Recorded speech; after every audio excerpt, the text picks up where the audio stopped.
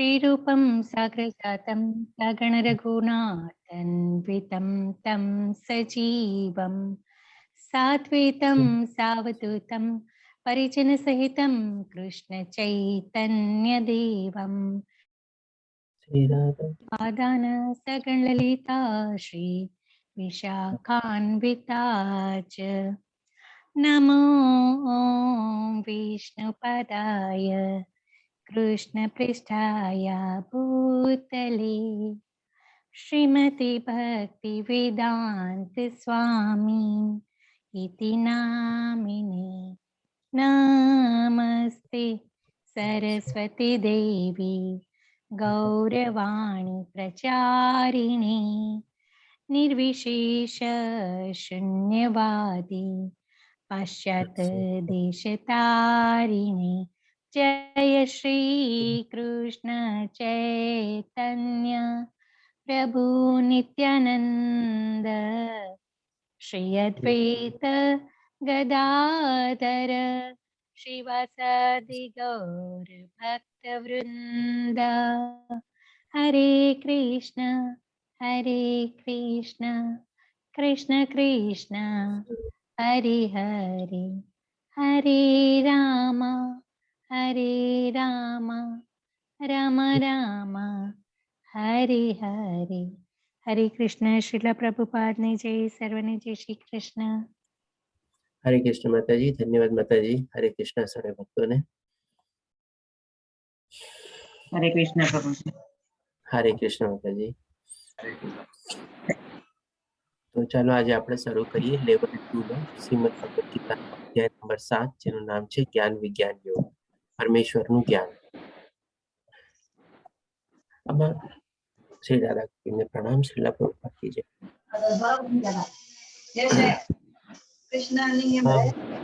બધાને મ્યુટ કરી દઉં છું પ્લીઝ. આપની સૌ પોતાને મ્યુટ કરજો જેથી કરીને બેકગ્રાઉન્ડ અવાજ ઓછો આવે. તો આપણે અધ્યાય નંબર 7 છે જે જ્ઞાન વિજ્ઞાન યોગ છે, જેમાં ભગવાન શ્રી કૃષ્ણ વારામાં આપણને સરસ મજાનું જ્ઞાન મળશે જે ભગવાન શ્રી કૃષ્ણ પોતે સામેથી આપણને અર્જુન દ્વારા પ્રદાન કરશે. આ 6 ભાગમાં આપણે ડિવાઈડ કરેલું છે. પહેલા ભાગમાં આપણે આજે કવર કરશું પહેલો, બીજો અને ત્રીજો ભાગ. તો સૌ પ્રથમ આપણે શરૂ કરીએ ભગવાનના પહેલા ભાગથી, આપણે 7મા અધ્યાયના પહેલા વિભાગથી, જેમાં આપણે એક શ્લોક નંબર 1 થી 3 લેશું અને ભગવાન શ્રી કૃષ્ણ વિશે સાંભળીને તેમના બારામાં આપણે સંપૂર્ણ રીતે જાણકારી મેળવશું. હવે પહેલા શ્લોકમાં ભગવાન શ્રી કૃષ્ણ કહે છે, પૂર્ણ પુરુષોત્તમ પરમેશ્વર બોલ્યા. આ અધ્યાય જે છે ભગવાન શ્રી કૃષ્ણ સામેથી અર્જુનને જ્ઞાન પ્રદાન કરે છે. આમાં કોઈ અર્જુનના પ્રશ્ન દ્વારા શ્લોક અથવા અધ્યાય ઓપન નથી થતો, પરંતુ ભગવાન શ્રી કૃષ્ણ સામેથી જણાવે છે કે હવે હું તને આ જ્ઞાન પ્રદાન કરીશ. તો પૂર્ણ પુરુષોત્તમ પરમેશ્વર બોલ્યા, એ પૃથાપુત્ર એટલે કે અર્જુન, હવે સાંભળ. એટલે કે સાંભળવાનું બી છે ને બહુ સરસ મજાની પ્રક્રિયા છે. અને જ્યારે જ્યારે આપણને આવો મોકો મળે, જ્યારે આપણને આધ્યાત્મિક કોઈ બી જ્ઞાન મળવાની આપણને તક મળે, ત્યારે આપણે છે ને બહુ સરસ રીતે એને સાંભળવું જોઈએ. તો એ જ રીતે ભગવાન શ્રી કૃષ્ણ અર્જુનને કહે છે, હવે સાંભળ, તું કેવી રીતે મારી ભાવનાથી પૂર્ણ રહી. આમાં ભગવાન શ્રી કૃષ્ણ શ્લોકમાં છે ને 3 ચીજ કહેશે અર્જુનને. સૌ પ્રથમ કહેશે કે કેવી રીતે તું મારી ભાવનામાં પૂર્ણ રહી, એટલે કે આપણે પૂરેપૂરી આપણી લાગણી, પ્રેમ, ભાવના, શ્રદ્ધા એ રીતે આપણે સાંભળવું જોઈએ. પછી બીજી ચીજ કહેશે, અને મનને મારામાં અનુરક્ત કરીને. આપણે મનને આપણે છે ને હંમેશા આપણે સરસ રીતે એમાં પરોવીને આપણે કરવાનું છે. જેમ આપણે કેમ એક સોયમાં દોરો પરોવીએ અને પછી આપણે ગૂંથણી કરીએ, એવી રીતે ક્યારે બી આપણે આધ્યાત્મિક જ્ઞાન અથવા ભગવાન શ્રી કૃષ્ણ માટેનું આપણે જ્ઞાન મેળવવાની કોશિશ કરતા હોઈએ અને એ આપણને સરસ મજાના ગુરુ પાસેથી આપણને જ્ઞાન મળતું હોય, ત્યારે આપણે પૂરેપૂરું આપણે મન લગાડીને આપણે સાંભળવું જોઈએ. આપણે શું છે ઘણીવાર ઉપર છેલ્લું સાંભળતા હોઈએ છીએ, તો એ બધું સાંભળવાથી આપણને છે ને કોઈ ઓછો ફાયદો થાય છે. એટલા માટે ભગવાન શ્રી કૃષ્ણ બીજી ચીજ અર્જુનને જણાવે છે કે મનને મારામાં અનુરક્ત કરીને યોગાભ્યાસ કરતો રહી, એટલે કે કન્ટિન્યુઅસલી મનના ભગવાનનું ચિંતન અથવા નિરંતર કરીને અથવા ધ્યાન ધરીને. અને ત્રીજી ચીજ કે છે કે સંપૂર્ણ સંદેહ રહિત થઈ જાણી શકીશ. એટલે કે આપણે શું છે ઘણીવાર આપણે સાંભળી તો લીધું બરાબર, મન લગાડીને જ્ઞાન બી અને ભાવ બી આપી દીધો, એમાં લાગણી બી આપી દીધી, શ્રદ્ધા બી આપી દીધી, પણ આપણા મનમાં શું છે કંઈક ને કંઈક એમાં ડાઉટ ક્રિએટ થાય. હવે ડેફિનેટલી આપણે પ્રશ્ન કરવા બરોબર છે, અને સારી રીતે પ્રશ્ન કરવા એ પણ બરોબર છે કે ભાઈ જેથી કરીને આપણું જે કન્ફ્યુઝન હોય ને એ બધું ક્લિયર થાય. પણ આપણે જો એમાં ડાઉટ રીતે જોઈએ ને એટલે કે આપણા મોટો ક્વેશ્ચનમાં જે પ્રશ્ન છે ને એ આપણો ઇન્વેસ્ટિગેશન ટાઈપ અથવા ડાઉટ રીતે અથવા સંશય રીતે હોય ને તો એ છે ને આપણને ક્ષતિ પહોંચાડે. એ જ્ઞાનનો પણ આપણને છે ને એટલો લાભ ન થાય. એટલે જેમ અર્જુનભાઈ પ્રશ્ન પૂછે છે, ડેફિનેટલી પોતાનું કન્ફ્યુઝનને ક્લિયર કરવા માટે પ્રશ્ન પૂછે છે કે ભાઈ મને આ કન્ફ્યુઝન છે, મને દ્વિધા છે, મને ડબલ માઇન્ડેડ છે, તો તમને આપ ક્લિયર કરો. એ પણ વિનંતી કરીને સરસ મજાના વિવેકપૂર્ણ પૂછે છે. પણ આપણે ઇન્વેસ્ટિગેશન ટાઈપથી અથવા તો આપણે સંદેહ રીતે પૂછીએ ને તો એ આપણને છે ને ઘણીવાર ક્ષતિ બી પહોંચાડી શકે છે. કારણ કે ભગવાન શ્રી કૃષ્ણે બધું જે જ્ઞાન આપેલું છે ને બધું પ્રમાણભૂત આપેલું છે, બધાના પુરાવા સાથે આપેલું છે, દાખલાઓ સાથે આપેલું છે, કમ્પેરિઝન સાથે આપેલું છે. અને આજની તારીખમાં બી એ જ્ઞાન છે ને યથાવત છે અને બધા લોકો આજે બી એને ફોલો કરે છે. કોઈ બી તમે જોજો 700 શ્લોકમાં કોઈ ગ્રામેટિકલ મિસ્ટેક કે કોઈ સ્પેલિંગ મિસ્ટેક કે કોઈ કાંઈ હજી સુધીમાં કાઢી નથી શક્યું. અને એ જ રીતે એ જ્ઞાન આપણને આજે મળી રહ્યું છે અને આપણે એને મેળવી રહ્યા છીએ. એટલે કે એમાં કોઈ જાતનો કોઈ ડાઉટ કરવા જેવું કંઈ છે જ નહીં. અને સૌથી વધારે ઉપર નીચે જે છે કે ભાઈ એ ભગવાનના મુખેથી નીકળેલું છે. હવે જે જ્ઞાન આપણને પ્રદાન કરતા હોય એ પોતે પોતાના બારામાં જ જ્ઞાન કેવી રીતે, એમાં કોઈ આમ સંદેહ કરવા જેવું હોય જ નહીં. આજે પોતે પોતાના બારામાં શું કામે કોઈ એવું ખોટું આપણે બોલે. તો ડેફિનેટલી એ રીતે છે કે 3 ચીજ આપણે સમજવી જોઈએ સરસ રીતે જ્યારે બી આપણે જ્ઞાન આપણે મેળવતા હોઈએ આધ્યાત્મિક જ્ઞાન ત્યારે. સૌપ્રથમ આપણે પૂરેપૂરો એમાં ભાવ, લાગણી, આપણી શ્રદ્ધા, આપણો પ્રેમ એમાં હોવો જોઈએ. સાથે સાથે આપણા મનને એકદમ સરસ રીતે એમાં પરોવીને આપણે કામ કરવાનું, સાંભળવાનું છે. અને ત્રીજું ચીજ કે ભાઈ એમાં કોઈ જાતનું કે આપણે ડાઉટ કરવા જેવું છે નહીં. કારણ કે એ બધું પ્રમાણભૂત છે. બધું એકદમ સરસ રીતે સાબિત થયેલું જ્ઞાન છે. હવે પછી જોઈએ ભગવાન શ્રી કૃષ્ણ બીજા શ્લોકમાં શું કહે છે. હવે હું તને પૂર્ણ રીતે ઇન્દ્રિય ગમ્ય તથા દિવ્ય એમ બંને જ્ઞાન વિશે કહીશ. એ જાણ્યા પછી તારે જાણવા યોગ્ય કશું બાકી રહેશે નહીં. એટલે કે ભગવાન શ્રી કૃષ્ણ હવે જે જ્ઞાન પ્રદાન કરવા જઈ રહ્યા છે એની ખાસિયત બતાવે છે કે એ તારી ઇન્દ્રિયને તો ગમશે જ અને સાથે સાથે એ દિવ્ય અથવા આધ્યાત્મિક જ્ઞાન છે જે હું તને કહીશ. અને પછી ભગવાન શ્રી કૃષ્ણ ઉમેરે છે કે ભાઈ જાણ્યા પછી તને બીજું કંઈ જાણવાનું કઈ જરૂરત રહેશે નહીં. હવે આમ ભગવાન શું કામ કહે છે આપણે? તો આપણે જોઈએ છે કે ભાઈ આજે આપણે ભૌતિક દુનિયામાં આવ્યા પછી આપણે ડેફિનેટલી કંઈક ને કંઈક આપણે જ્ઞાનને બધું મેળવીએ છીએ, ભણીએ છીએ. મોન્ટેસરીથી લઈને આપણે ગ્રેજ્યુએશનની ડિગ્રી, માસ્ટરની ડિગ્રી કે પછી કોઈ પ્રોફેશનલ ડિગ્રી કે કોઈ આપણે પીએચડી ડિપ્લોમા કે ગમે તે અલગ-અલગ બધી ડિગ્રીઓને બધું મેળવીએ છીએ. હવે એ બધું જ્ઞાન આપણે મેળવી લીધા પછી બી શું એ જ્ઞાન આપણી સાથે જવાનું છે? અથવા તો ઈ જ્ઞાન જે આપણે મેળવ્યું છે ઈ આપણને ઉચ્ચતર લોકમાં લઈ જવા માટે મદદરૂપ થઈ શકે એમ છે?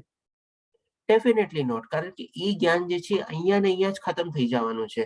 ઈ જ્ઞાનને આપણે એપ્લાય કરીને આપણા જીવન નિર્વાહ માટે જે કાંઈ પણ આપણે સ્વધર્મ અથવા કર્મ કરીએ છીએ, આપણને થોડું ઘણું કર્મફળની પ્રાપ્તિ થાય છે. અને ઈ કર્મફળ બી જો આપણે ભગવાન શ્રી કૃષ્ણને અર્પિત કરીને આપી દઈએ તો પછી બધું જ્ઞાન આપણું અલ્ટિમેટલી ખલાસ થઈ જાય છે અને પછી અલ્ટિમેટલી આપણને કંઈ કામમાં આવતું નથી. તમે જોજો ઘણા માણસોએ શું બહુ મોટી મોટી ડિગ્રીઓને બધું લીધેલું હોય, પછી અમુક વર્ષે એને બધું કામકાજ બધું કરી લીધેલું હોય, પછી બધી ડિગ્રીઓ ને બધાની છે ને એને એમ લાગે કે આ બધું શું છે, કાંઈ મતલબ નથી. આ બધાને કાંઈ મતલબ કાંઈ ફાયદો થવાનો નથી. પછી જે એની આસ્તે આસ્તે જે ડિગ્રીઓ ને બધાની જે યરલી મેમ્બરશિપ ને બધું હોય ને એ પણ ઈ બનાવવાનું છોડી દે કે ભાઈ હવે તો મારે કંઈ કામ નથી, રિટાયર થઈ ગયો છું, ચાલો હવે આ બધું છોડ ને ડિગ્રીઓને આ ને તેને બધું કાંઈ મતલબ નથી. એટલે કે બધી એની મેમ્બરશિપ ને જે બધા રિન્યુઅલ સબસ્ક્રિપ્શન ને બધું જે ભરવાનું હોય ને એ પણ કરવાનું છોડી દે છે. શું કામે? કારણ કે એક તો જાણી જાય છે કે હવે આ કાંઈ મને કામનું નથી. તો પછી આપણે ભગવાન શ્રી કૃષ્ણ અહીંયા કહે છે કે આ જ્ઞાન મેળવ્યા સિવાય તને બાકી કંઈ રહેશે નહીં. એટલે કે માની લો આપણે આ બધું જે ભૌતિક દુનિયાનું જ્ઞાન લીધું, આપણને ખબર પડી ગઈ કે આપણી સાથે તો જવાનું છે નહીં. તેમ છતાં પછી આપણને શું એમ લાગે છે કે હવે કંઈક ખૂટે છે, હવે કંઈક કમી છે આમાં કે જે મેં જ્ઞાન નથી મેળવ્યું? તો ડેફિનેટલી કમી હોય છે. એ કંઈક ને કંઈક ખૂટતું હોય છે. આપણે શું છે હજી આધ્યાત્મિક જ્ઞાન નથી મેળવેલું હતું. હવે જ્યારે આધ્યાત્મિક જ્ઞાન આપણે મેળવીએ છીએ, ભગવાનના બારામાં જ્ઞાન મેળવીએ છીએ, ત્યારે આપણને આપણી જીવનનો ઉદ્દેશ સમજાય છે. આપણને ખબર પડે છે કે આપણે અહીંયા શું કામે આવ્યા છીએ. અને આ બધું જ્ઞાન મેળવ્યા પછી આપણને લાગે છે કે આ બધું જે જ્ઞાન મેં ભૌતિક દુનિયાનું જ્ઞાન મેળવ્યું એ તો કંઈ કામનું હતું જ નહીં, નકામું હતું. તો આ રીતે કે જ્યાં સુધી આપણે આધ્યાત્મિક જ્ઞાન નથી મેળવતા, દિવ્ય જ્ઞાન નથી મેળવતા, ત્યાં સુધી આ ભૌતિક દુનિયાનું જ્ઞાન બી આપણને કઈ મતલબનું છે નહીં, કઈ જરૂરતનું છે નહીં. અને જેવું આપણે આધ્યાત્મિક જ્ઞાન અને દિવ્ય જ્ઞાન મેળવી લઈએ છીએ, પછી બી આપણને જરૂર લાગે છે કે આટલા વર્ષો મેં આ બધું જે જ્ઞાન મેળવ્યું અને આ જ્ઞાન મેળવવામાં મેં આટલી મોડી કર્યું, આટલો વિલંબ કર્યો, એ મેં ભૂલ કરી. ત્યારે પછી આપણને સમજાય છે. એટલા માટે ભગવાન શ્રી કૃષ્ણ કહે છે કે આ જાણ્યા પછી તારે જાણવા જેવું યોગ્ય કશું જ બાકી રહેશે નહીં. કારણ કે ભૌતિક દુનિયાનું જ્ઞાન આપણને સાથે આવવાનું નથી, એ કામનું બી છે નહીં. આપણે આ જિંદગીમાં ઘણી વાર એનો પરિત્યાગ કરી દઈએ છીએ, યુઝલેસ થઈ જાય છે આપણા માટે, અથવા તો ભૂલી બી જઈએ છીએ. ઘણી વાર એવું જ્ઞાન હોય કે જે આપણે એપ્લાય ન કર્યું હોય, તો કાળાંતરે એટલે કે સમયના અંતરે આસ્તે આસ્તે માઇન્ડમાંથી વયું બી જાય છે. પણ જે આધ્યાત્મિક જ્ઞાન છે એ આપણો ઉચ્ચતર લોક તરફ આપણને લઈ જશે, આપણને આપણે જીવનનો ઉદ્દેશ સમજાવશે, આપણે અહીંયા શું કામ આવ્યા છે એ બધું સમજાવશે, અને આપણો જે સ્ત્રોત છે, આપણો જે સોર્સ છે, એના બારામાં આપણને જાણવાની આપણને કોશિશ થશે અને જ્ઞાન આપણને મળશે. આ રીતે ભગવાન શ્રી કૃષ્ણ કહે છે કે આ જ્ઞાન પછી તારે બીજું કંઈ જાણવાની જરૂર રહેશે નહીં. હવે પછી ત્રીજા શ્લોકમાં ભગવાન શ્રી કૃષ્ણ કહે છે કે હજારો મનુષ્યમાંથી કોઈ એક સિદ્ધિ પામવા પ્રયત્ન કરે છે, અને આ પ્રમાણે સિદ્ધિ પ્રાપ્ત કરનારામાંથી ભાગ્યે જ કોઈ મને વાસ્તવમાં જાણે છે. હવે આ બહુ સરસ મજાની પ્રેક્ટિકલ ચીજ છે અને ભગવાન શ્રી કૃષ્ણ અહીંયા આપણને સમજાવે છે. આપણે જાણી લઈએ છીએ કે ભાઈ જ્યારે આપણે આધ્યાત્મિક જ્ઞાન મેળવીએ છીએ ત્યારે બાકી બધું જ્ઞાન તો નકામું જ છે.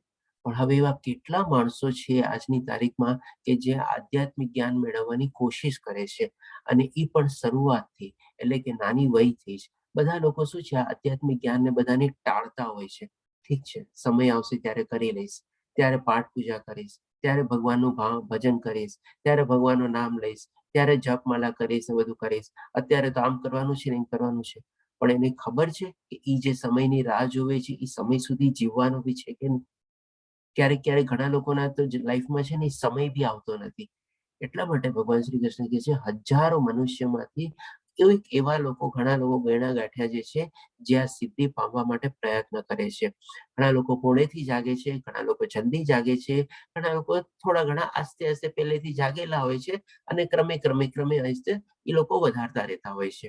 એટલે કે પૂર્ણ રીતે ઘણા બધા લોકો પ્રયત્ન કરતા નથી. કોઈક મોડા પ્રયત્ન કરે છે, કોઈક આસ્તે આસ્તે પ્રયત્ન કરે છે, કોઈક પ્રયત્ન કરે છે તો અટકી અટકીને ચાલે છે. પેલા કર્યા, લાગ્યું કે ના હવે મજા નથી આવતી, કંઈક બીજામાં વધારે ભૌતિક દુનિયામાં રસ લાગી ગયો, એના તરફ નું આકર્ષિત થઈ ગયા, પાછું થોડા વખત પછી પાછું શરૂ કર્યું. ઘણા લોકો એવા ભક્ત હોય છે કે પેલા માળા જપ કરતા હોય, પછી કઈક અમુક સમય છૂટી જાય અને પછી પાછું શરૂ કરે. એટલે આવી રીતે 2-3 સ્ટેજમાં અલગ અલગ કેટેગરીમાં બધા ડિવાઈડ થઈ ગયા હોય છે માણસો. પછી કે છે કે અને આ પ્રમાણે સિદ્ધિ પ્રાપ્ત કરનારામાંથી ભાગ્યે જ કોઈ એક મને વાસ્તવમાં જાણે છે. માની લે થોડી ઘણી એને ભગવાન મારામાં જ્ઞાન મેળવી લીધું અને થોડી ઘણી સિદ્ધિ બી પ્રાપ્ત કરી લીધી. હવે સિદ્ધિ પ્રાપ્ત કર્યા પછી બી શું છે, ભગવાન શ્રી કૃષ્ણ કહે છે કોઈ એક એવો વિરલો હશે, કોઈક એવો મહાપુરુષ બન્યો હશે, ઋષિમુનિ બન્યો હશે કે જે મને જાણી શકે છે. હવે આમ ભગવાન શ્રી કૃષ્ણ શું કામે કહે છે? કારણ કે ઘણા લોકો તો શું છે, થોડી ઘણી સિદ્ધિ પ્રાપ્ત કરે પછી બી ત્યાંથી ભટકી જાય છે. હવે પછી શું છે, એને પાછું પોતાની સિદ્ધિનો બી એને ઘમંડ આવી જાય છે કે મેં આમ સિદ્ધિ કરી લીધું, આમ કર્યું, અને પછી પોતપોતાના હિસાબે કંઈક ને કંઈક નહીં ચલાવતા, આશ્રમ ચલાવવા માંડે, આ ચલાવવા માંડે, તે ચલાવવા માંડે. એટલે કે ફરીથી પાછા ત્યાંથી વિચલિત થઈને આમાં ભૌતિક દુનિયામાં જ આવી ગયા હોય છે, સિદ્ધિ પ્રાપ્ત કર્યા પછી બી. અને કોક હોય છે કે શું છે, સિદ્ધિ પ્રાપ્ત કરીને એ લોકો નિરાકાર અને નિર્ગુણ રૂપમાં ભક્તિ કરતા હોય, તો એ લોકો એમાં વિલીન થઈ જાય છે. હવે વિલીન થઈ જાય છે ત્યારે બી શું છે, એ ભગવાન શ્રી કૃષ્ણને જાણી નથી શકતા. કારણ કે આપણે જાણી શકી ગયા છે કે ભગવાન શ્રી કૃષ્ણને આપણે પરમાત્માને 3 રૂપે જાણી શકીએ છીએ. એક નિરાકાર નિર્ગુણ રૂપમાં, એક પરમાત્મા રૂપમાં, અને એક આપણે સગુણ રૂપમાં, એટલે કે દેહધારી રૂપમાં, દ્વિભુજા રૂપમાં.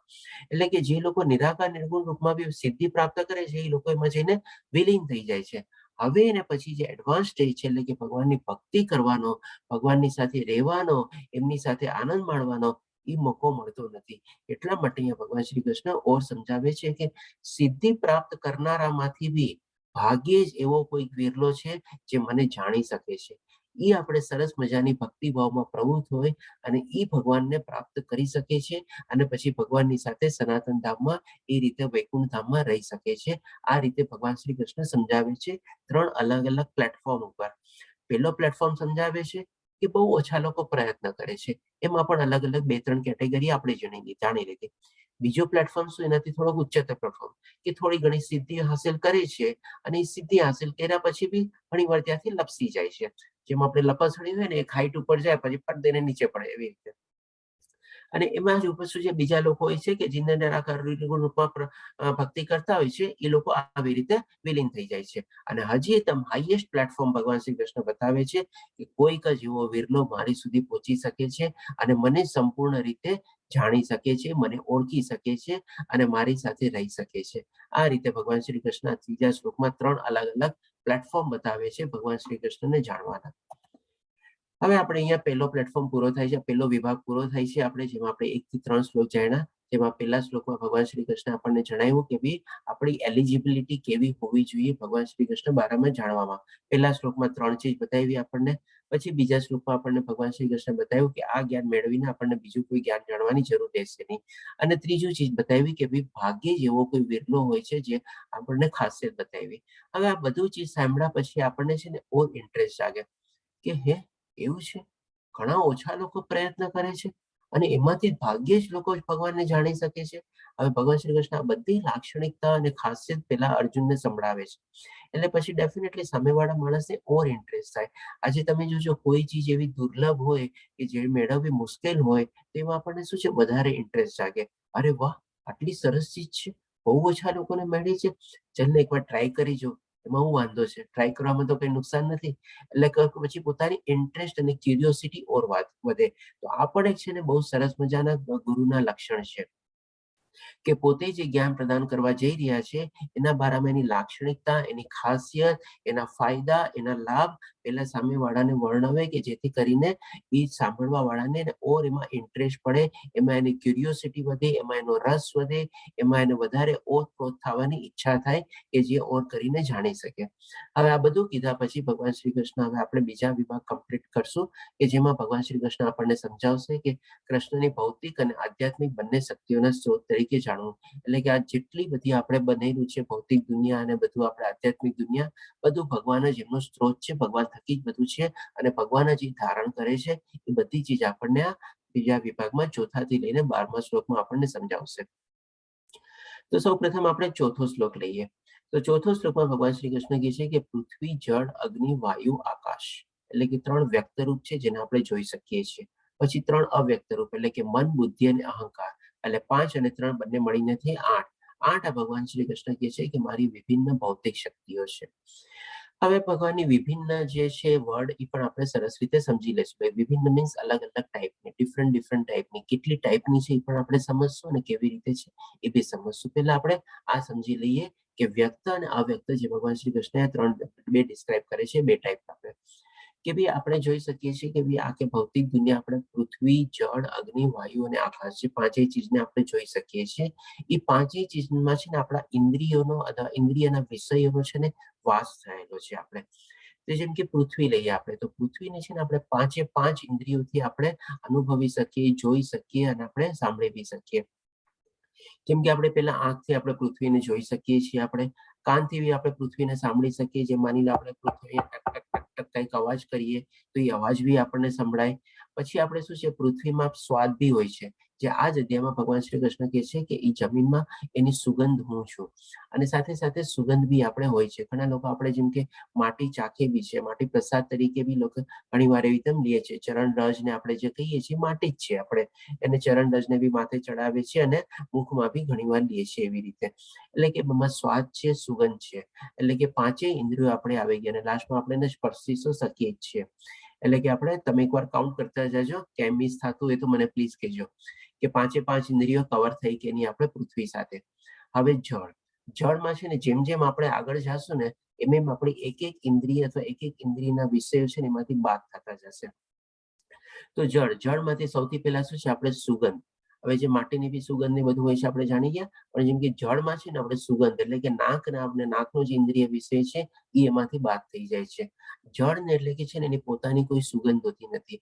જળમાં તમે જે મિક્સ કરો એ સુગંધ એની થઈ જાય છે. એમાં જો આપણે આમાં શું કહેવાય રોઝ વોટર મિલાવીએ તો એ આપણે ગુલાબ જળ થઈ જાય છે. એમાં આપણે કોઈ એવું અલગ ટાઈપનું કેમિકલ મિશ્રિત કરીએ તો એ ટાઈપનો એનો આપણે સુગંધ આવે છે. આપણે જેમ કે આપણું ગટરનું પાણી હોય તો એમાંથી આપણને દુર્ગંધ આવે છે, પણ જળનો ઓરિજિનલી સ્વાદ કોઈ હોતો નથી. બાકી ચારે ચાર ઇન્દ્રિયોને આપણે જળમાં રીતે યુઝ કરી શકીએ છીએ. પાણીને આપણે જોઈ શકીએ છીએ, પાણીનો સ્વાદ છે, પાણીને સ્પર્શી શકીએ છીએ, અને પાણીનો અવાજ બી હોય છે. જ્યારે પાણીનો એકદમ ધોધ ચાલતો હોય ત્યારે પેક્યુલર અવાજ આવતો હોય. પછી આવે છે અગ્નિ. અગ્નિમાંથી પાછી હજી બીજી 2 ઇન્દ્રિયો બાદ જાય છે. એટલે કે એમાં પછી 3 જ ઇન્દ્રિય આપણે લગાવી શકીએ છીએ. બીજી કઈ 2 ઇન્દ્રિય બાદ જાય છે?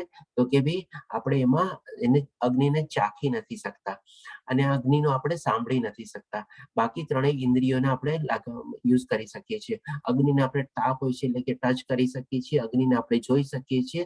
અને તમે કહેશો કે ભાઈ અગ્નિમાં સુગંધ કેવી રીતે? તો ડેફિનેટલી જ્યારે પણ જ્યાં અગ્નિ કે કોઈ બી ચીજ જલતું હોય ને, કોઈ બી ચીજ બળતું હોય ને, તો આપણને જોજો એક અલગ પેક્યુલર ટાઈપની સ્મેલ આવશે. એ તરત આપણે સ્મેલથી કહેશું કંઈક બળવાની સ્મેલ આવે છે, કે કંઈક જલવાની સ્મેલ આવે છે. જો તો બરાબર ગેસ ચાલુ છે કે નહીં, આ ચાલુ છે કે નહીં. જો તો ઓલા રૂમમાંથી કંઈક બળવાની એવી સ્મેલ આવે છે, ઓલામાંથી ઇલેક્ટ્રિક ચાર્જર જોતો એમાંથી કંઈક સ્મેલ આવે છે. એટલે કે એમાં બી સ્મેલ છે. આપણે એ બળવાની બી એક પેક્યુલર સ્મેલ હોય છે આપણે. પછી આવે છે વાયુ. તો વાયુને ખાલી આપણે આપણા 2 જ ઇન્દ્રિયો દ્વારા આપણે જાણી શકીએ છીએ. એક તો શું આપણી ત્વચા, કે આપણને જેમ કે ઠંડો પવન ચાલતો હોય તો આપણે કે હા કેવો શીતળ મજાનો પવન છે. જેમ અત્યારે વસંત ઋતુ ચાલી રહી છે તો આપણને ક્યારેક પાર્કમાં જઈએ, કેટલો સરસ મજાનો આપણને પવન લાગે સવારના પોરમાં અને સાંજના ભાગમાં. અને જ્યારે ગરમી હોય ત્યારે આપણે કેવી ગરમ લૂ થતી હોય, આપણે શું કહીએ કે ભાઈ કેવો ગરમ પવન છે, એકદમ લૂ ચરે છે, લૂ લાગે છે એવી રીતે. અને ડેફિનેટલી વાયુ બી જ્યારે પવન આપણે કહીએ છીએ ને, પવનના સુસવાટા ચાલે છે, કેવો જોરથી પવન ચાલે છે. આપણે ઘણા બધા દેશોમાં જ્યારે પવનની છે ને બધાની બહુ સ્પીડ બહુ હોય, 50-60 કિલોમીટરની સ્પીડમાં છે ને પવન ઘણીવાર એવો ચાલતો હોય. ઇવન જ્યારે કોઈ વાવાઝોડું ને બધું આવે છે ત્યારે બી આપણે જોઈએ છીએ કે પવન કેટલી આપણે સ્પીડ, એટલો અવાજ આપણે સાંભળી શકીએ છીએ. અને લાસ્ટમાં આવે છે આકાશ, જેમાં આપણે એક જ ઇન્દ્રિય આપણે એના માટે વપરાય છે. આકાશમાંથી ખાલી ધ્વનિ પાસ થાય છે અથવા અવાજ પાસ થાય છે, બીજું કોઈ રીતે આપણે એને જાણી શકતા નથી. તો આ રીતે 5 આપણે જે વ્યક્ત ચીજ છે એમાં આપણા અલગ અલગ ઇન્દ્રિય અને ઇન્દ્રિય વિષયોમાં લાગેલા છે. અને પછી આવે છે 3 અવ્યક્ત ચીજ. 3 અવ્યક્ત ચીજમાં આપણે આવે છે કે મન, બુદ્ધિ અને અહંકાર. હવે આ 3 ચીજને આપણે વ્યક્ત રીતે એટલે કે ફિઝિકલ એક્ઝિસ્ટન્સ એનું છે નહીં. હવે 3 ચીજ શું છે? અવ્યક્ત રૂપમાં છે, એટલે કે આપણે ખાલી એને અનુભવી શકીએ. આપણે કોઈ દાખલા દ્વારા આપણે એને કંઈક સમજાવી શકીએ અથવા એને ડિફરન્શિએટ કરી શકીએ. બાકી અધરવાઇઝ છે ને આને એ રીતે આપણે વ્યક્ત રૂપમાં સમજવું થોડુંક પોસિબલ જ નથી, આપણે કહી શકીએ. તો કોઈ મને સમજાવી શકશે કે આપણે અહંકાર તો બહુ કોમન ચીજ છે, ઘણા લોકો મને દ્રષ્ટાંત આપી શકશે, પણ મન અને બુદ્ધિમાં કોઈ ડિફરન્શિએટ કરી શકશે? મને કોઈ સિમ્પલ દાખલો આપીને સમજાવે. હરે કૃષ્ણ. મન અને બુદ્ધિમાં કેવી રીતે ડિફરન્શિએટ કરવું? હરે કૃષ્ણ. કોઈ ભક્તો હરે કૃષ્ણ પ્રભુજી. પ્રયત્ન તો કરો. હાજી માતાજી. એટલે એ રીતે મારા વિચારથી કરી શકાય કે મન જે છે એમાં તો આપણે દરેક પ્રકારના વિચાર આવી શકે કે કરવું છે કે આ ન કરવું. જેમ કે આપણને તાવ આવ્યો છે અને તે ઘડે ડોક્ટરે ના પાડી છે કે આ વસ્તુ તમે ના ખાશો, કે આ પ્રકારનું જગ્યાએ તમે ના જશો બહાર. પણ મન તો આપણે ના પાડ્યા પછી આપણને છતાં પણ આપણે વસ્તુ લેતા હોય ને આપણા માટે નુકસાનકારક થાય. પણ બુદ્ધિ એટલે કે આપણી વિચાર શક્તિ, બુદ્ધિ આપણને સારું શું છે અને ખરાબ શું છે તે તર્ક કરવાની સમજ આપે છે. તો આપણે એ વસ્તુ માનવી કે ન માનવી, તેનો ઉપયોગ કઈ રીતે કરવું, એટલે એમ કે મન ગમે તે કરી શકાય આપણી જોડે, પણ આપણે બુદ્ધિથી કઈ વસ્તુ આપણા માટે હિતકારી છે કે અહિતકારી છે એના પર આપણે પહોંચી શકીએ છીએ. એટલે મારા વિચારથી આ થોડો ડિફરન્સ છે. હરે કૃષ્ણ પ્રભુજી. હરે કૃષ્ણ પ્રભુજી માતાજી. પ્રભુજી હા હું કહું પ્રભુજી હું બોલું હા, હાજી એક પ્રભુજી જણ બોલો. ચાલો. હા ચાલો બોલો. હા માતાજી બોલો. આપનું નામ બી બોલો તો સાથે સારું રહેશે. રશ્મિ દેસાઈ. જી માતાજી બોલો. હા પેલા આપ સોહિની માતાજી હતા ને? જય પેલા જે શ્રી બોલે. જય શ્રી હા માતા. હા પ્રભુજી. અચ્છા ઓકે. હા ચાલ. હા જય બોલો. શ્રી. હા બોલો રશ્મિ માતાજી અથવા જય શ્રી માતાજી. કોણ બોલે છે? જય શ્રી માતાજી બોલો છો? હા તો હું બોલું પ્રભુજી. હા હા આપે હા બોલો. સવારે હા દાખલો આપ્યો તો કે સમજો આપણને આઈપેડ પેલું નવું મોડેલ આવ્યું છે તો આપણને લેવાનું બહુ મન થઈ ગયું, આપણે એમ કર્યું કે હવે લઈ જ લેવો છે, પણ આપણી બુદ્ધિ એમ કે અરે આ ફોન તો તારો ચાલે જ છે ને, તો આપણે લેવાની શું જરૂર છે હમણાં, એમ કરીને બુદ્ધિ તમને વાળે છે. જી માતાજી, ચાલો આપનું બી બરાબર છે, સોહિની માતાજીનું બરાબર. રશ્મિ માતાજી આપ બી બોલો. હા, આપણે મનમાં બધા ઘણા વિચારો કરીએ છીએ, સારા વિચારો કરીએ છીએ, ખરાબ વિચારો કરીએ છીએ. જ્યારે જો કોઈ સારા માણસ હશે તો એ બુદ્ધિપૂર્વક વિચારશે કે ના, હું આ કાર્ય કરીશ તો મને આ નુકસાન થશે, હું આ કાર્ય કરીશ તો મારું અહિત થશે, તો બુદ્ધિ એને વાળે છે. મન તો ઘણા બધા વિચારો કરે છે, પણ સારું કે ખરાબ એ તમે બુદ્ધિથી વિચારી શકો કે મને આ અહિત થશે કે મને ફાયદો થશે. ખૂબ ખૂબ ધન્યવાદ માતાજી, આપ ત્રણે ખૂબ ખૂબ ધન્યવાદ. આપ ત્રણે એકદમ પરફેક્ટ સરસ રીતે જવાબ આપ્યો છે અને બહુ સરસ રીતે સમજાવ્યું બી છે. તો હવે આપ સૌ જાણી ગયા છો કે મન અને બુદ્ધિમાં ફરક શું છે. કે જેમ હમણાં રશ્મિ માતાજીએ કીધું કે મનમાં આપણા ઘણા વિચારો આપણે કરીએ છીએ. હવે મનમાં વિચાર કરીએ છીએ ને સાથે સાથે આપણે થોડુંક એડ કરીએ. મનમાં છે ને ઘણા વિચારો સાગરના મોજાની જેમ ઓટોમેટિકલી આવે બી છે. આપણે કરતા ન હોઈએ ને તો બી આવતા જ હોય, એને કોઈ રોકી શકવાનું જ નથી. એટલે કે મનમાં આપણે વિચારો કરતા બી હોઈએ છીએ અને આપણા વિચારો આવતા બી હોઈએ છીએ. અને પછી જેમ જયશ્રી માતાજીએ દાખલો આપ્યો કે ભાઈ નવું મોડેલ નીકળ્યું છે, તો ભાઈ પછી આપણે બુદ્ધિ રીતે વિચારે કે ભાઈ મારે જરૂર છે કે નહીં. અને પછી આપણે સોહિની માતાજી બે સરસ મજાનો એક્ઝામ્પલ આપ્યો કે ભાઈ ડોક્ટર અને દવાનો એક્ઝામ્પલ આપીને સમજાવ્યું. તો આ રીતે આપ બધા બી સમજી ગયા છો કે મન અને બુદ્ધિ વચ્ચે ફરક શું છે. અને અહંકાર બહુ સીધી ચીજ છે, આપણે પણ બહુ ખતરનાક ચીજ છે, બહુ ડેન્જરસ ચીજ છે. કે ભાઈ આપણે શું છે, આપણે સ્વામિત્વ ભાવ એટલે કે આપણે માલિકી ભાવનો આપણે એક અહંકાર આવી જાય છે. મારી પાસે આ છે, મારી પાસે આમ છે, મેં આમ કર્યું, મેં ઓલી રીતે કર્યું, હું નહોતો આમ નો થાત, હું નહોતો તેમ નો થાત. આ બધું જયારે હું અને મેં અને કેપિટલ લેટર આઈ જયારે આવી જાય છે, એ બધું આપણે ઈગો અથવા અહંકારને સિમ્બોલિક બને છે. તો એ આપણે બહુ ડેન્જરસ ચીજ છે અને આપણે બને ત્યાં સુધી આપણે એવોર્ડ કરવો જોઈએ. આપણે હવે આ ચીજ આપણે 8 ચીજ સમજી ગયા કે ભગવાન શ્રી કૃષ્ણ કહે છે કે મારી વિભિન્ન ભૌતિક શક્તિઓ છે. હવે વિભિન્ન સમજવા માટે છે ને આપણે પહેલા તો આપણે જેમની પાસે અત્યારે માની લો ભગવદ્ ગીતા હોય તો એ આ શ્લોકનો છે ને પહેલો પેરેગ્રાફમાં છે. તો એ રીતે સમજીએ, પછી આપણે સરળ ભાષામાં બી આપણે એને સમજવાની કોશિશ કરશું. કારણ કે આમાં 3 વિષ્ણુના આપણે ભગવાન શ્રી કૃષ્ણ આપણે નામ આપેલું છે આપણે ભાવાર્થમાં ને એમાં. તો એ આપણે સમજીએ. મહાવિષ્ણુ, કર્ણદક્ષ અને ગર્ભદક્ષ વિષ્ણુ. તો કોણ મને હેલ્પ કરશે પહેલો પેરેગ્રાફ વાંચવામાં? હરે કૃષ્ણ પ્રભુજી, વાંચું છે મારી પાસે. હા, વાંચો માતાજી પ્લીઝ. એટલે ભાવાર્થ પહેલેથી જ વાંચું? હા, એટલે ભાવાર્થ. હા, ભાવાર્થ વાંચો. ઓકે, હા. એમાં જે બીજો પેરેગ્રાફ છે એમાં ભૌતિક સર્જનથી વાંચું. હાજી, હા, ભૌતિક સર્જન. ભૌતિક સર્જન માટે ભગવાન કૃષ્ણનો શ્વાસ વિસ્તાર 3 વિષ્ણુ રૂપો ધારણ કરે છે. પ્રથમ વિસ્તાર મહાવિષ્ણુ સંપૂર્ણ ભૌતિક શક્તિ અર્થાત મહત્વ ઉત્પન્ન કરે છે.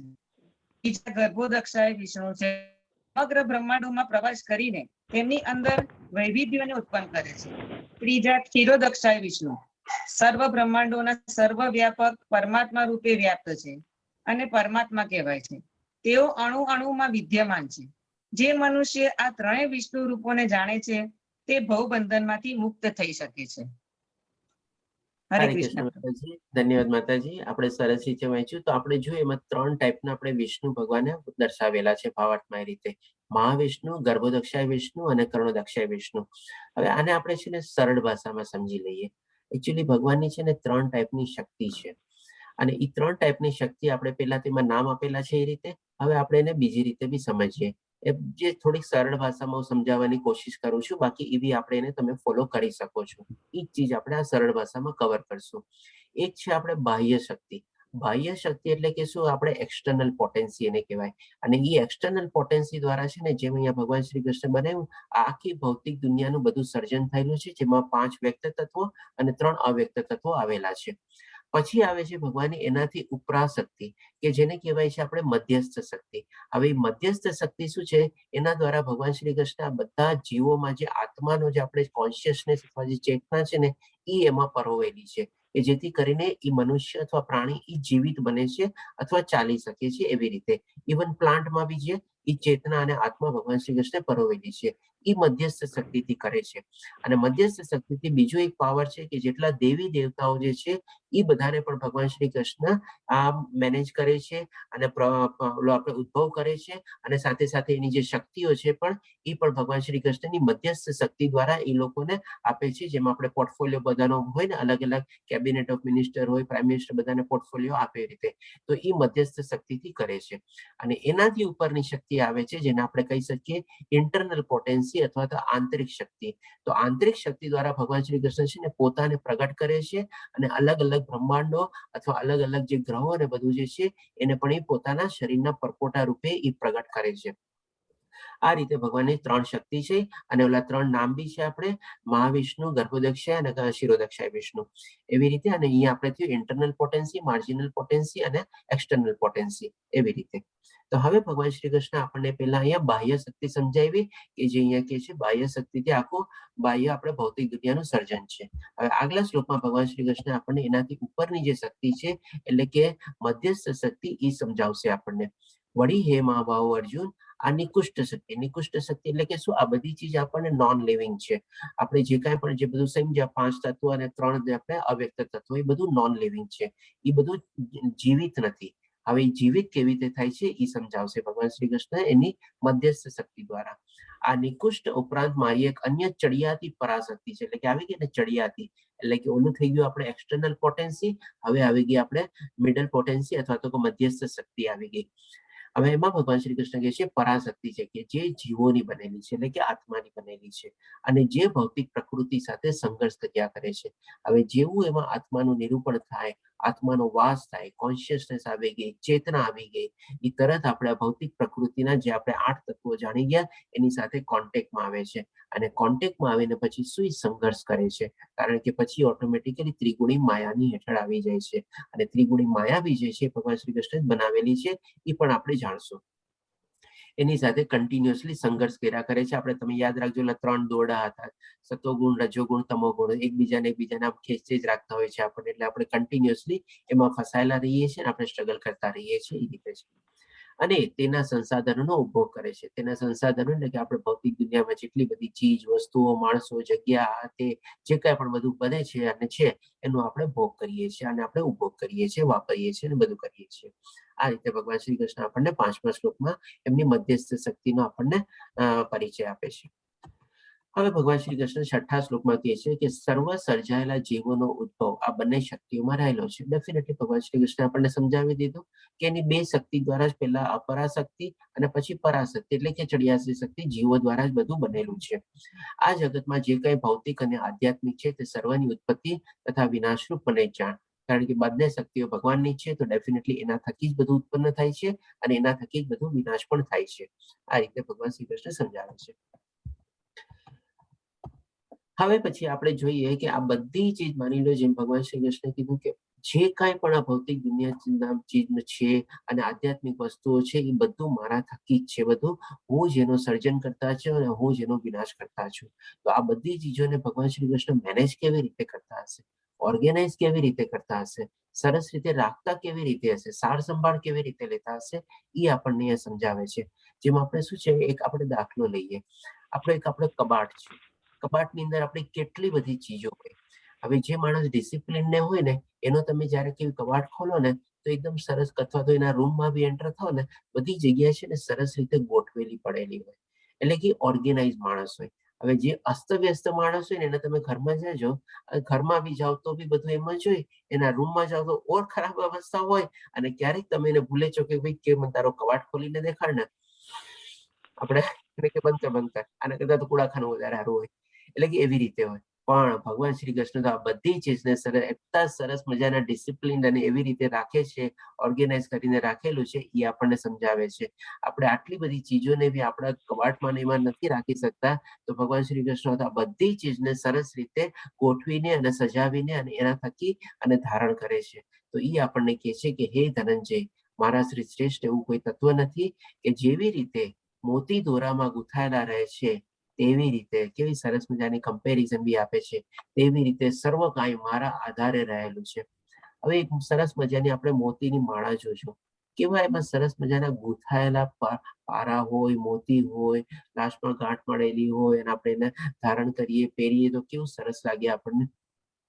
એવી જ રીતે ભગવાન શ્રી કૃષ્ણ કહે છે કે જે કાંઈ પણ બધી ચીજો છે એ એક એક મોતીના રૂપમાં એમાં છે અને બધામાંથી ધાગા રૂપી ભગવાન શ્રી કૃષ્ણ એમાંથી પાર થાય છે અથવા ધાગા રૂપી એમાં બધી ચીજમાં પરોવાયેલા બી છે, એટલે કે બધી ચીજમાં એની મોજૂદગી બી છે અને પોતે એવી રીતે બધી ચીજને સરસ રીતે ધારણ કરે છે અથવા એની આધારે છે. જેમ આપણે મોતીનો નેકલેસ હોય અથવા ડાયમંડ નેકલેસ કાંઈ બી હોય તો આપણે ગળામાં પહેરીએ તો ધારણ કર્યો અને છે ને આપણા ગળા અને ડોકના આધારે રહ્યો. તો આવી રીતે ભગવાન શ્રી કૃષ્ણ કહે છે આ બધી જે કાંઈ પણ ચીજ વસ્તુઓ જે છે એ બધામાં હું પોતે હાજર છું, ધાગા રૂપી ગૂંથાયેલો છું, ધાગા રૂપી પરોવાયેલો છું અને એને હું સરસ રીતે મારા આધારે અને મારા શરણાવાલા આધારે અને એના મારા ઓલા રીતે રાખું છું કે ભાઈ આપણે શું કહીએ કે ભાઈ પાલન કરતા, હા એવી રીતે પાલન કરતા, પોષણ કરતા અને આધાર રૂપે ભગવાન શ્રી કૃષ્ણ આપણને અહીંયા સમજાવે છે આ 7મા શ્લોકમાં અને બહુ સરસ રીતે ઓર્ગેનાઇઝ મેનેજ કરેલું છે. હવે આ બધી ચીજને આપણે જાણી તો લીધી, બરાબર છે. હવે આને આપણે ફીલ કરવી હોય તો કેવી રીતે કરવાની કે ભાઈ ઠીક છે, ચાલો ભગવાન શ્રી કૃષ્ણે કીધું કે આ બધી સૃષ્ટિને બધું બધા બનાવેલું છે, હવે આને આપણે અનુભવવું કેવી રીતે?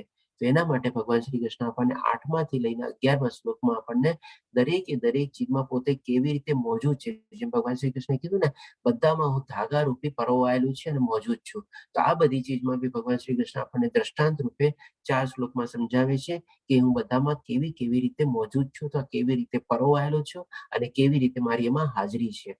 તો પેલા કહે છે કે પાણીમાં સ્વાદ છું. આપણે જોઈએ છે કે ભાઈ પાણી આપણે કહે ને કે ભાઈ ઘાટના પાણી એને પીધેલા છે, 7 સમુદ્રના પાણી પીધેલા છે. તો પાણી તમે જોજો એક જગ્યાએથી બીજી જગ્યાએ જાઓ ને તો અમુક કિલોમીટરના પાણીનો તમે ચેન્જ કરો, પાણીનો સ્વાદ તમને ચેન્જ લાગશે.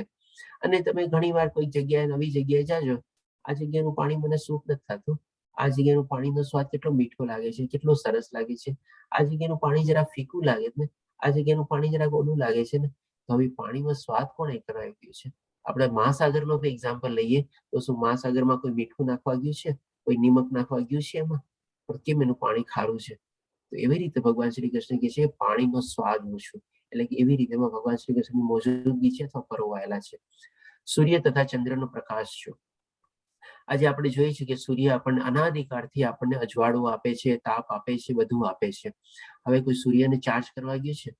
આજે આપણો મોબાઈલ અમુક કલાકો ચાર્જ નથી થતો તો ડિસ્ચાર્જ થઈ જાય છે ને બેટરી વહી જાય છે ને બેટરી ડાઉન થઈ જાય છે ને તરત ઘણી વાર તો સિગ્નલ બી આવે છે બેટરી ડાઉન ને એવી રીતે. તો આપણે સૂર્યને કોણ આપણે ચાર્જ કરે છે? તો કે ભાઈ ભગવાન શ્રી કૃષ્ણ કહે છે કે સૂર્યનો પ્રકાશ હું પોતે છું, એટલે કે ભગવાન શ્રી કૃષ્ણ દ્વારા જ ચાર્જ થાય છે અને પ્રકાશિત થાય છે. પછી વેદો મંત્રોમાં ઓમકાર છું. ઘણા લોકો કહે છે કે વેદોમાં ક્યાંય ભગવાન શ્રી કૃષ્ણનું નામ નથી. તો ભગવાન શ્રી કૃષ્ણ કહે છે કે ભાઈ વેદોના દરેકે દરેક મંત્ર જે શરૂઆત થાય છે ઓમકારથી શરૂ થાય છે, તો ઓમથી શરૂ થાય છે. તો એ ઓમકાર કોણ છે? ઓમકાર હું પોતે જ છું, એટલે કે વેદોમાં પણ મારી હાજરી છે.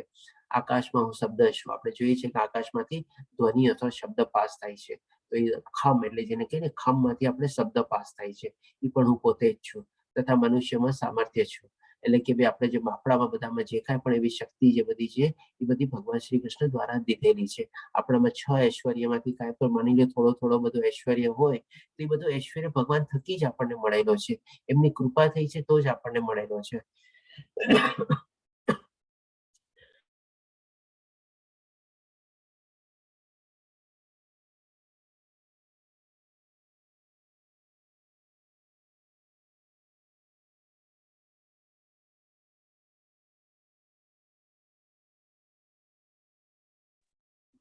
Sorry for that.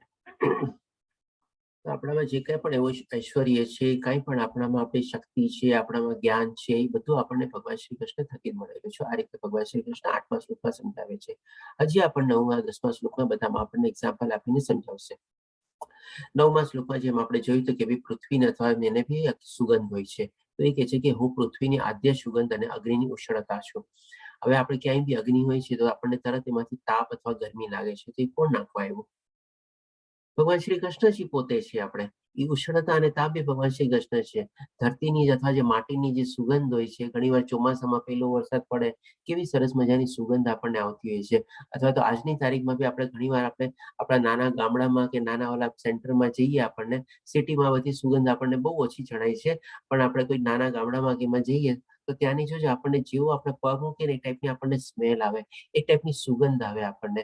એ રીતે આપણી ભગવાન શ્રી કૃષ્ણ કે છે સુગંધ બી હું જ છું. હું જીવ માત્રનું જીવન. તો આપણે જાણી જ ગયા કે જીવ અથવા એમાં પરોવાય છે, ચેતના પરોવાય છે ત્યારે જે જીવિત બને છે. એના વગર એ જીવિત ન બની શકે. અને તપસ્વીઓનું તપ બી ઊંચું. એટલે કે જે કઈ પણ તપસ્વીઓ લોકો સાધના કરતા હોય, તપ કરતા હોય, બધું તપ બી ભગવાન શ્રી કૃષ્ણ કે છે હું પોતે જ છું. પછી ભગવાન શ્રી કૃષ્ણ આપણે આ સમરાઈઝ કરેલું છે. આપણે 8 અને 11 શ્લોકમાં આપણે મોસ્ટલી બધા કવર કરી લીધા છે. મારા ખ્યાલથી છેલ્લું આપણે 10મો અને 11મો શ્લોક કવર નથી કર્યા. તો 10મા શ્લોકમાં બી ભગવાન શ્રી કૃષ્ણ આ રીતે કહે છે કેવી રીતે હું છું. જેમ કે આપણે શરૂઆત પાણીથી શરૂ કરી અને આપણે અહીંયા સુધી આપણે અગ્નિ તપ સુધી આપણે કવર કરી લીધું બધી ચીજ આપણે. પછી આપણે જોઈએ કે તમામ અસ્તિત્વ એટલે કે બધામાં એમાં મૂળ બીજ એટલે કે જીવન પ્રદાતા જે બીજ રૂપી છે એ ભગવાન શ્રી કૃષ્ણ પોતે છે બધી ચીજમાં. હવે તમે આમાં કહેશો કે ભાઈ ઘણીવાર નોન લિવિંગ ચીજ, જેમ કે માની લો કે આપણે એક્ઝામ્પલ લઈએ. અત્યારે આપણે હું ટેબલ અને ખુરશી ઉપર આપણે ટેબલ ઉપર મારે અહીંયા લેપટોપ છે, ખુરશી ઉપર હું બેઠો છું. તો હવે તો એમાં ભગવાન ક્યાં આવ્યા મને કહો? એમાં પણ છે ને ભગવાન છે આપણે. હવે આપણે જોઈએ કે દરેક ચીજના સ્ત્રોત એનો સોર્સ શું છે ત્યાં આપણે પાછળ જઈએ. હવે આપણે જેમ કે આ ટેબલ માની લો, ટેબલ શેનું બનેલું છે? લાકડું. લાકડું ક્યાંથી આવ્યું? તો કે ભાઈ ઝાડમાંને માંથી આવ્યું. હવે ઝાડ ને વનસ્પતિ જે છે એ ક્યાંથી ઉગી? તો કે ધરતી ઉપર, પૃથ્વી ઉપર ઉગી. એના ઉપર જ ઉગેલી છે. તો એમાંથી જ આવ્યું ને આપણે. કોઈ બી ચીજ તમે લઈ લ્યો આ દુનિયામાં, બધી ચીજ જે કાંઈ પણ બધી બનેલી છે, જે નિર્જીવ વસ્તુ જે આપણે કહીએ છીએ સો કોલ્ડ, જેમ કે માની લો મોબાઈલ નો બી એક્ઝામ્પલ લઈ લો. મોબાઈલમાં બી જે બધી ટેકનોલોજી ને ચીપ ને આ ને તે બધું બધી મેટલ ને બધા બનેલા છે, જેમ કે કોઈ સિલિકોન હોય, આ હોય, તે બધું હોય, એ બધા નીકળ્યા ક્યાંથી? એ પણ આપણે જમીનમાંથી ખોયદા એમાંથી બધી આપણને એ બધા એવા ધાતુ ને બધું મળ્યા ને. અને ધાતુથી આપણે મોબાઈલ બન્યો ને. ઇવન પ્લાસ્ટિક બી આપણે જોઈએ ને તો એ પણ એમાંથી જ બનવું છે. એનો સોર્સ જોવા જાવ ને તો એમાં જ કોઈક આપણે ધાતુ, એલિમેન્ટ અથવા મિનરલ હશે કે જેમાં એનો વાસ હશે. અને એ બધું આપણને ધરતીમાં ને એમાંથી જ મળે છે. તો ધરતી ને બધું ભગવાન શ્રી કૃષ્ણ પોતે કે છે મેં જ બનાવેલું છે.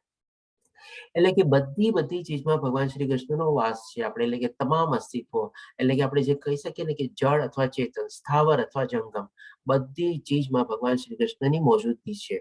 પછી આપણે કહે છે હોશિયારમાં, એટલે કે આપણે જે બુદ્ધિ છે, મન અને બુદ્ધિ જાણી ગયા, એ પણ તો ભગવાન શ્રી કૃષ્ણ પોતે જ કીધું કે મન, બુદ્ધિ અને અહંકાર પણ હું જ છું. એ પણ મારી જ બાહ્ય શક્તિ છે. પછી બધી શક્તિશાળામાં માણસ એટલે પરાક્રમ, એટલે કે ઘણા લોકો શું છે આમ સિક્સ પેક્સ ને આ ને બધું બનાવેલું હોય અને એવી રીતે જે બધા લોકો આખા શક્તિઓ બધું પ્રદર્શિત કરતા હોય, બધા જેમ કે જિમ્નાસિયમમાં છે, અખાડામાં છે, એ બધું પરાક્રમ ને બધું ભગવાન શ્રી કૃષ્ણ કે છે હું પોતે જ છું. મજબૂત એટલે કે જુસ્સો, ઈચ્છાથી વંચિત, આ તે બધું જે શક્તિ ને બધી જે છે ભગવાન શ્રી કૃષ્ણ થકી જ આપણને આવેલી છે. આપણા બધા ઐશ્વર્યમય આવી જ ગયું ઓલરેડી. પછી લાસ્ટમાં કે છે કે ધાર્મિક સિદ્ધાંતોથી એટલે કે જાતીય જીવન જે છે એ પણ ભગવાન શ્રી કૃષ્ણ કે છે હું પોતે જ છું, જો એ આપણે ધાર્મિક સિદ્ધાંતોથી વિપરીત ન હોય તો. આ રીતે ભગવાન શ્રી કૃષ્ણ દરેક ચીજમાં એનો વાસ કેવી રીતે છે અથવા કેવી રીતે એ ધાગા રૂપી પરોવાયેલા છે, જે આપણને સરસ મજાના દાખલા તરીકે ભગવાન શ્રી કૃષ્ણ સમજાવ્યું. એ આપણને હવે આપણને અનુભૂતિ દ્વારા બી આપણને સમજાવે છે 8, 9, 10 અને 11મા શ્લોકમાં. હવે પછી 12મા શ્લોકમાં ભગવાન શ્રી કૃષ્ણ આવી જાય છે ત્રિગુણી માયા ઉપર, એટલે કે પ્રકૃતિ ઉપર. કે તું જાણી લે કે સર્વભાવ, પછી તે સત્વગુણી હોય, રજોગુણી હોય કે તમોગુણી હોય, તે બધા મારી શક્તિ દ્વારા જ પ્રગટ થયેલા છે. એ રીતે હું સર્વકાય છું પરંતુ સ્વતંત્ર છું. સ્વતંત્ર શું કામે? કારણ કે ભગવાને આ બધું ત્યજી દીધું છે, ત્યાગી દીધું છે, એટલા માટે એનાથી સ્વતંત્ર છે અને કોઈ એનામાંથી એને ફળની ઈચ્છા બી નથી. હું ભૌતિક પ્રકૃતિના ગુણોને આધીન નથી, બલકે તેઓ મારે આધીન છે. એટલે કે ભગવાન શ્રી કૃષ્ણ ના અંડરમાં, એના ઇન્ફ્લુઅન્સના અંડરમાં પ્રકૃતિ, ત્રણેય ગણ પ્રકૃતિ છે. ભગવાન શ્રી કૃષ્ણ એના પ્રકૃતિથી ક્યારેય માયાવી થતા નથી, ક્યારે પ્રભાવિત થતા નથી. આપણે ચોથો અધ્યાય જયારે કવર કર્યો ત્યારે બી આપણે આ ચીજ કવર કરેલી હતી કે ભગવાન શ્રી કૃષ્ણના દેહમાં અને આપણા દેહમાં શું ફરક છે. સૌપ્રથમ આપણે 3 ટાઈપના ડિફરન્સ ત્યારે આપણે જાણ્યા હતા કે ભગવાન શ્રી કૃષ્ણનું દિવ્ય દેહ જે છે, આપણો નાશવંત દેહ છે, એટલે કે આપણે ટેમ્પરરી છે આપણે. અને ભગવાન શ્રી કૃષ્ણનો બીજો આપણે ડિફરન્સ જાણ્યો હતો કે ભાઈ આપણે નાશવંત નથી, હંમેશા પરમાનન્ટ દેહ છે અને ઈ જ દેહમાં ઓરિજિનલ રૂપમાં પ્રગટ થાય છે. અને ત્રીજો ડિફરન્સ એ હતો કે આપણે ભૌતિક માયાની અંડરમાં છીએ, ત્યારે ભગવાન શ્રી કૃષ્ણનો દેહ જે છે એ ત્રિગુણી માયાના અંડરમાં એના પ્રભાવમાં આવતો નથી, બલકે ઈ એના નિયંત્રણ અથવા ઈ એના સંચાલક રૂપે છે. તો આ રીતે ભગવાન શ્રી કૃષ્ણ આપણને ત્રિગુણી માયાવી આ જે પ્રકૃતિ જે છે એ પણ એમના થકી જ બનેલી છે એ આપણને સમજાવે છે. અને આગલા શ્લોકમાં આપણને ઓલરેડી કહી દીધું ભગવાન શ્રી કૃષ્ણએ કે એના સંસર્ગમાં આવીને પછી એનું બધું આપણે ઉપભોગ ને બધું કરીએ છીએ આપણે. હવે આપણે છેલ્લો પાર્ટ લઈશું આપણે, જેમાં 13મા અને 14મો શ્લોક આપણે કવર કરીશું. અને ભગવાન શ્રી કૃષ્ણ આપણને કહેશે કે આ ત્રિગુણી માયાને આપણે ઓળંગવી બહુ કઠિન છે અને એને ઓળંગવાનો ઉપાય બી આપણને બતાવે છે. અને ઉપાય બહુ સરળ મજાનો ઉપાય બતાવે છે. અને સાંભળ્યા પછી આપણને સરપ્રાઈઝ બી થશે, પણ આપણે એને સમજવાની કોશિશ કરશું. પછી આપણને લાગશે કે ના, આ ચીજ બી તો પોસિબલ છે, આટલો સરળ ઉપાય છે અને આટલો સરળ રીતે મેળવી બી શકાય છે આપણે. હવે જોઈએ આપણે 13મા શ્લોકમાં ભગવાન શ્રી કૃષ્ણ કહે છે ત્રિગુણી માયા ઉપર જ છે. 3 ગુણો સતો રજો અને તમો ગુણ દ્વારા મોહ પામેલું, એટલે કે ડેફિનેટલી જેમ એના સંસર્ગમાં આવે છે મોહી થઈ જાય છે. અને મોહ અને આકર્ષણમાં એમાં જે પ્રમાણના ગુણ હોય છે એમાં એ પ્રવૃત્તિ થઈ જાય છે. એટલે કે ભગવાન શ્રી કૃષ્ણ કહે છે કે આ સમગ્ર જગત છે એ મોહ પામેલું છે. અને શેનાથી મોહ પામેલું છે? તો કે સતો રજો અને તમો ગુણ. અને સતો રજો અને તમો ગુણ શેમાં છે? તો કે આ પ્રકૃતિમાં છે. અને પ્રકૃતિમાં હવે આમાં આપણે એક દાખલા રીતે બી સમજી લઈએ. ઘણા લોકો કે ભાઈ આપણે ભગવાન શ્રી કૃષ્ણ પ્રકૃતિ બનાવી શું કામ? માની લો જીવ બનાવી લીધો તો, નેચર બનાવી લીધું તો બરાબર છે, પ્રકૃતિ બનાવવાની શું જરૂર હતી ભગવાન શ્રી કૃષ્ણ? કારણ કે બધાને છે ને એને જ ઓળંગવી બહુ પ્રોબ્લેમ આવે છે. તો હવે મને આપણે દાખલો લઈએ કે માની લો એક નવજાત શિશુ હોય, બાળક હોય આપણે. હવે બાળકને આપણે હોસ્પિટલથી ઘરે લઈ આવીએ. જ્યારે આપણે ઘરે લઈ આવીએ ત્યારે આપણે શું એના માટે પહેલેથી આપણે શું કરીએ છીએ? ઘોડીઓ ને આ ને તે ને એના માટે ઘૂઘરો ને રમવાની ચીજ વસ્તુઓ ઓલરેડી બધું રેડી રાખીએ છીએ આપણે, કે જેથી કરીને બાળકનો ટાઈમ પાસ થાય. અને બાળક માટે સ્ટાર્ટિંગમાં 2-4 મહિના 6 મહિના આપણે પલંગ ઉપર કેમાં સૂતો હોય, પછી એના માટે ઘોડીઓ ને બધું આપણે લાવીએ છીએ કે નહીં? અથવા તો ઘણી લોકો આજે તો બધા સરસ મજાના બેબી સીટ એટલે બધા સરસ મજાના આવી ગયા છે કે ભાઈ આપણે ગાડલાની પણ એમાં પણ એને રાખીએ છીએ કે જેથી કરીને ઓલું ગાડલું બગડે નહીં, એવી રીતે. તો હવે આપણે પણ અહીંયા ભૌતિક દુનિયામાં આવી તો ગયા છે. હવે આપણને રમવા માટે શું છે? તો ભગવાને છે ને આપણને રમવા માટે છે ને સરસ મજાનું એક રમકડું આપેલું છે કે લે બેટા, આ પ્રકૃતિ તને આખી જિંદગી એવી નચાવશે, એવી તને એમાં બાંધીને રાખશે કે તું એમાંથી બહાર જ નહીં નીકળી શકે. પછી એટલા માટે ભગવાન શ્રી કૃષ્ણ આપણને ભૌતિક પ્રકૃતિ બનાવેલી છે. જેમ બાળક આપણે ઘરમાં આવે એને આપણે કંઈક ને કંઈક આપણે, નહીં તો શું છે, આપણને બાળક રોતું કરતું હોય ક્યારેક શું કરે આપણે બેટા રમકડું ઘૂઘરો નચાવીએ, આ કરીએ, ઘોડિયા ઉપર આપણે બાંધેલું હોય અને ઘોડિયું આમ કરીએ એટલે બાળક પાછું સુઈ જાય અને શાંત પડી જાય. તો એ જ રીતે માટે ભગવાન શ્રી કૃષ્ણ આપણા માટે આપણી ભૌતિક પ્રકૃતિ બનાવેલી છે. અને હવે બીજી રીતે ઓર એક્ઝામ્પલ લઈએ, જેમ કે માની લો આપણે કોઈ લેપટોપ કે કમ્પ્યુટર આપણે લાવ્યા.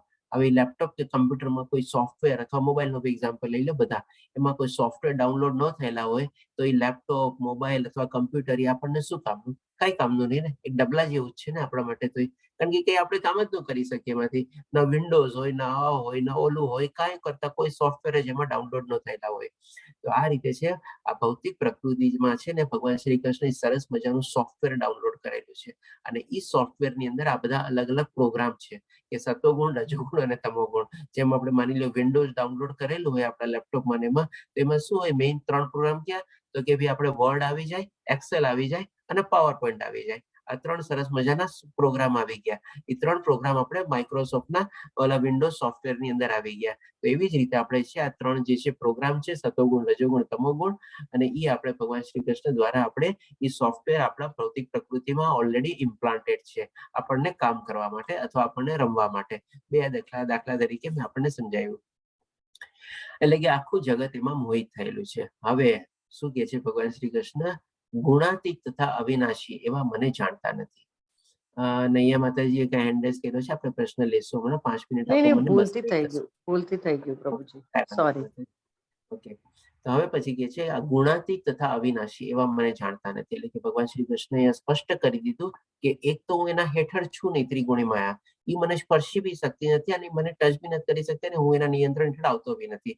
અને હજી બીજી 2 ચીજ બતાવે છે આપણને, ગુણાતીત એટલે કે એ 3 ગુણોની ઉપર છું હું.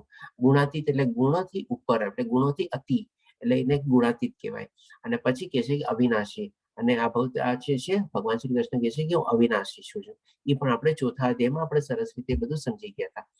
આ રીતે બીજા ભગવાન શ્રી કૃષ્ણ બે કેરેક્ટરિસ્ટિક સમજાવે છે ત્રિગુણી માયાના રિલેશનમાં આપણને. હવે પછી ભગવાન શ્રી કૃષ્ણ 14મા શ્લોકમાં આપણને કહે છે કે ભૌતિક પ્રકૃતિના 3 ગુણોની બનેલી મારી દૈવી માયાને જીતવી અત્યંત દુષ્કર છે, બહુ ડિફિકલ્ટ છે, બહુ જ ડિફિકલ્ટ છે. જેમ છઠ્ઠા અધ્યાયમાં ભગવાન શ્રી કૃષ્ણએ કીધેલું હતું કે હા, મનને નિયંત્રણમાં રાખવું બહુ જ કઠિન છે, અર્જુનની સાથે એગ્રી બી થાય છે. અહીંયા ભગવાન શ્રી કૃષ્ણ સામેથી જ કહે છે કે આને પણ જીતવી બહુ દુષ્કર છે. તો જેવી રીતે મનને નિયંત્રણ કરવા માટે બી ભગવાન શ્રી કૃષ્ણ સોલ્યુશન બતાવ્યા હતા, એવી રીતે એનું સોલ્યુશન આપણને અહીંયા બી બતાવે છે. મનને નિયંત્રણ કરવા માટે ભગવાન શ્રી કૃષ્ણ આપણને 2 સોલ્યુશન બતાવ્યા કે ભી યથા યોગ્ય આપણે અભ્યાસ, અને પછી બીજો આપણને ત્યાગની ભાવના.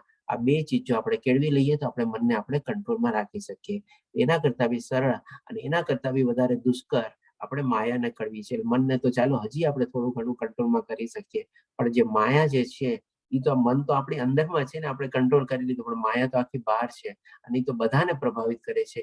એને કેવી રીતે કરવી, એ તો એના કરતા ઓર ડિફિકલ્ટ છે. એ જ કહે છે કે અત્યંત દુષ્કર છે આપણે. એટલે કે હવે એના માટે ભગવાન શ્રી કૃષ્ણ બહુ પાછો સોલ્યુશન બી આપે છે. કોઈ જગ્યાએ ભગવાન શ્રી કૃષ્ણ એવું નથી કે પ્રોબ્લેમનું સોલ્યુશન ન આપ્યું હોય અને સિક્કાની બંને બાજુ ન સમજાવી હોય અને દાખલા અને ઉદાહરણ અને આપણે જે હોય ને કે અનુમાન અથવા પ્રમાણિત તરીકે ન સમજાવ્યું હોય. એટલા જ માટે ભગવાન શ્રી કૃષ્ણ સ્ટાર્ટિંગમાં કહે છે કે કોઈ જાતનો કોઈ સંદેહ કરવાનો નથી આ ચીજમાં. 3 ચીજ આપણે પહેલા શ્લોકમાં સમજાતા એ રીતે. અહીંયા ભગવાન શ્રી કૃષ્ણ કહે છે જેઓ મને શરણાગત થઈ જાય છે તેઓ મને સરળતાથી પાર કરી જાય છે. હવે આપણે કહીએ કે આટલું સહેલું, ખાલી શરણાગતિ લેવાની છે, ચાલ ને શરણાગતિ તો લઈ લઈએ, તું કહી જશે. તો હવે આમાં છે ને આપણે 2 ચીજ સમજી લઈએ. સૌથી પહેલા તો છે ને શરણાગતિ પહેલા એની પ્રી રિક્વિઝિટ કન્ડિશન્સ હોય છે, એલિજિબિલિટી હોય છે. જેમ આપણે કોલેજમાં આવતા સ્કૂલમાં કંઈક એડમિશન લેવું હોય, એક આપણે ઘણી કન્ડિશન હોય, તમારી ઉંમર કેટલી, તમે આટલું જાણો છો, આમ કરો છો, તેમ કરો છો, એ બધું હોય છે. આમાં છે ને આપણે સૌથી પહેલા આપણે આત્માને આપણે વિશુદ્ધ બનાવવાની હોય છે કે ભાઈ આપણે વિશુદ્ધ આત્મા એટલે કે વિશુદ્ધ રાગ, દ્વેષ, ક્રોધ અને અહંકારથી આપણે દૂર કરવાનું છે. પછી આપણે બધામાં આપણે સમત્વ ભાવ કેળવવાનો છે અને પછી જઈને આપણે ભગવાનની આપણે જઈને શરણાગતિ લેવાની છે. ત્યારે જઈને આપણે જે આપણો વિશુદ્ધ આત્માને બધું હોય ને, ત્યારે ભગવાન શ્રી કૃષ્ણ આપણી શરણાગતિ સ્વીકારે છે અને સ્વીકાર્યા પછી આપણે ભક્તિભાવમાં લાગવાનું છે. ત્યારે જઈને આ બધા આપણે માયાને બી આપણે કંટ્રોલમાં કરી શકીએ અથવા માયા આપણને પ્રભાવિત ન કરી શકે. આ રીતે ભગવાન શ્રી કૃષ્ણ કહે છે ને પછી કહે છે તેઓ સરળતાથી પાર કરી જાય છે. એટલે પછી તો છે ને ભગવાન શ્રી કૃષ્ણ આપણી આંગળી અથવા હાથ ઝીલવા માટે ઊભા છે જ, જેમ આ પિક્ચરમાં દર્શાવેલું છે એવી રીતે. પણ એની પહેલા આપણે આ બધું છે આવો ભાવ આપણે કેળવવો પડે. ત્યારે જઈને આપણે જો શરણાગતિ લીધેલી હોય તો ભગવાન શ્રી કૃષ્ણ આપણી શરણાગતિ સ્વીકારે છે અને આપણો હાથ ઝાલીને આપણને એમાંથી ભવસાગરમાંથી પાર કરાવે છે. હવે બીજી ચીજ આપણે સમજીએ કે ભાઈ ભગવાન શ્રી કૃષ્ણની શરણાગતિ શું કામે લેવાની. તો આજે તમે મને કહો કે કોણ એવી ચીજ છે કે કોણ એવો મનુષ્ય છે કે કોણ એવો દેવી દેવતા જે છે કે જે ત્રિગુણી માયાના હેઠળમાં બી નથી. આપણે ઇવન બ્રહ્મા, વિષ્ણુ ને બધા દેવી દેવતાઓ બી છે ને ત્રિગુણી માયાના હેઠળમાં છે. તો તમે જો એની શરણાગતિ લ્યો તો એ તમને તમારો કેવી રીતે ઉદ્ધાર કરે. જો એ પોતે જ ત્રિગુણી માયાના હેઠળમાં હોય તો તમને એમાંથી બહાર કેવી રીતે કાઢે. એટલે કે એકમાત્ર સોર્સ છે જેનો આપણે શરણાગતિ જો લઈએ તો આપણે ત્રિગુણી માયામાંથી બહાર નીકળી શકીએ. આ બીજું ચીજ આપણે સમજવાનું છે કે ઘણા લોકોના પ્રશ્નમાં ઉભો થાય પ્રશ્ન કે ભગવાન શ્રી કૃષ્ણની શું કામે શરણાગતિ લેવાની. કારણ કે એની એકલા પાસે પાવર છે અને એ એની અંડરમાં નથી, એની ઉપરમાં છે, તો જ તને બહાર કાઢી શકે ને એમાંથી. પણ એ પોતે જો એની અંડરમાં નીચે હોય તો તને બહાર કાઢીને ક્યાં નાખશે. બહાર કાઢીને પાછું તને એમાં જ નાખવાનો છે ને એમાં, તો પછી શું આવું. આ રીતે ઘણા લોકોનો પ્રશ્ન હોય છે કે ભાઈ બહુ ડિફિકલ્ટ પાછા પ્રશ્ન છે કે ભગવાન શ્રી કૃષ્ણ ત્રિગુણી માયા બનાવી શું કામે, અને પછી ભગવાન શ્રી કૃષ્ણની શરણાગતિ શું કામે લેવાની કે જેથી કરીને આપણે ત્રિગુણી માયાને ઓળંગી શકીએ. આ એટલા ડિફિકલ્ટ પ્રશ્ન છે કે ઘણા લોકોને એવા ઉદ્ભવે છે. તો આ રીતે આપણે સમજવાની કોશિશ કરીએ. અહીં આપણે આજનો અત્યારે કમ્પ્લીટ થાય છે. ફર્સ્ટ 3 પાર્ટ આપણે કવર કર્યા.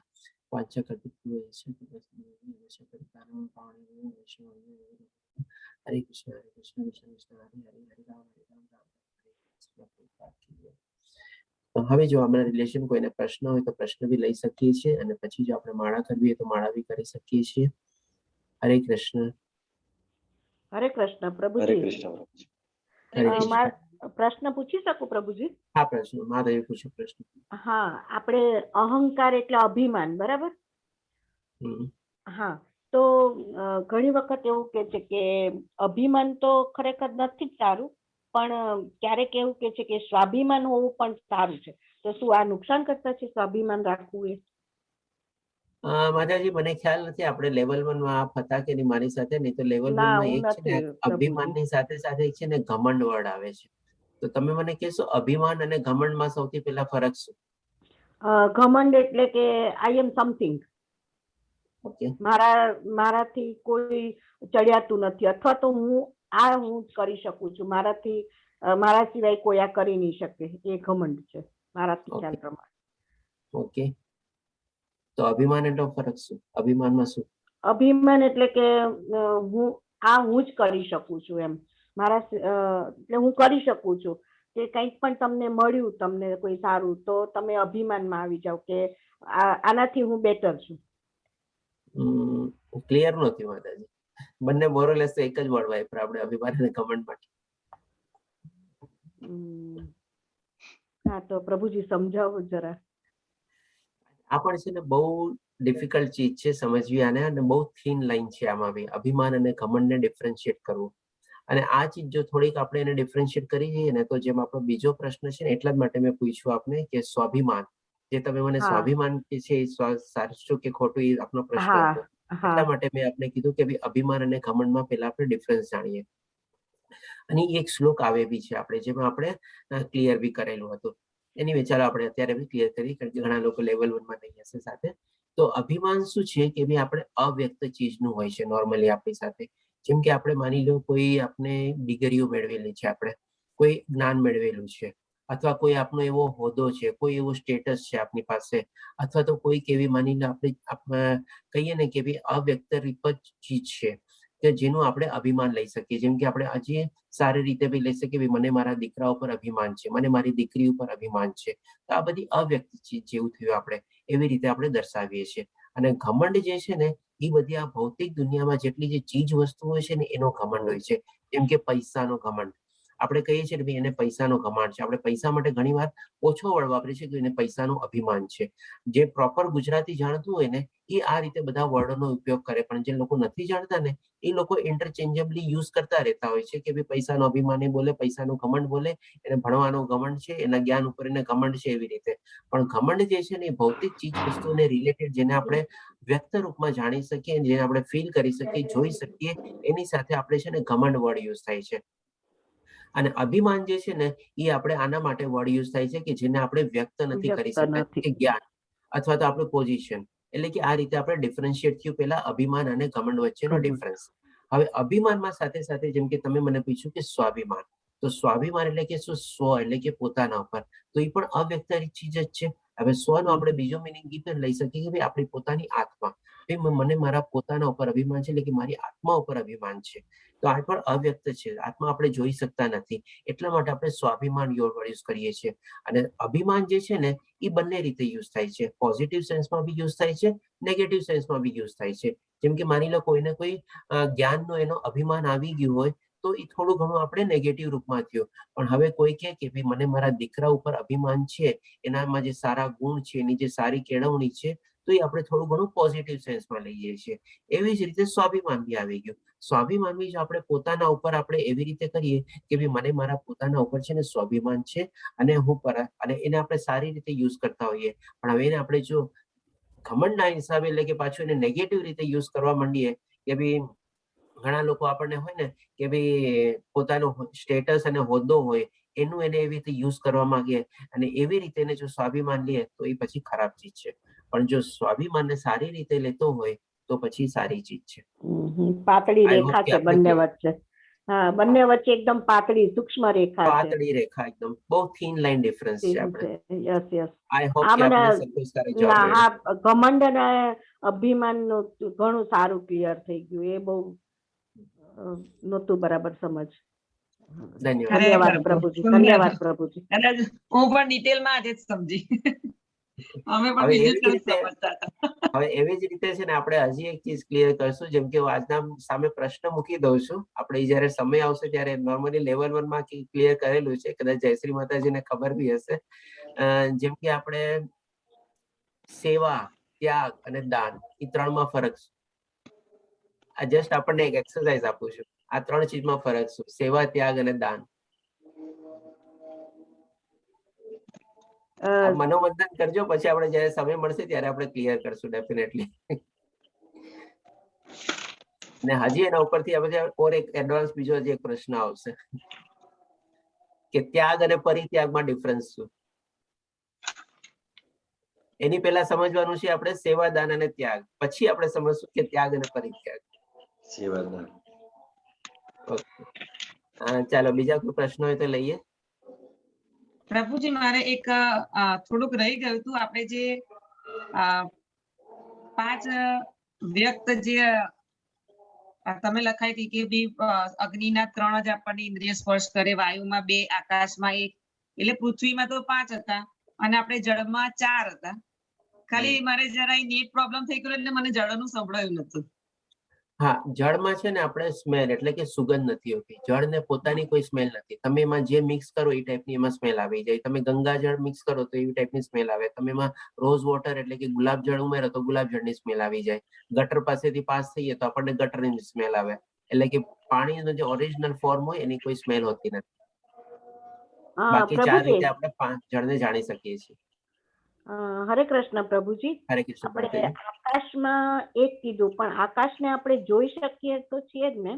અવાજ અને દ્રષ્ટિ આપણે આકાશ તો જોઈ શકીએ.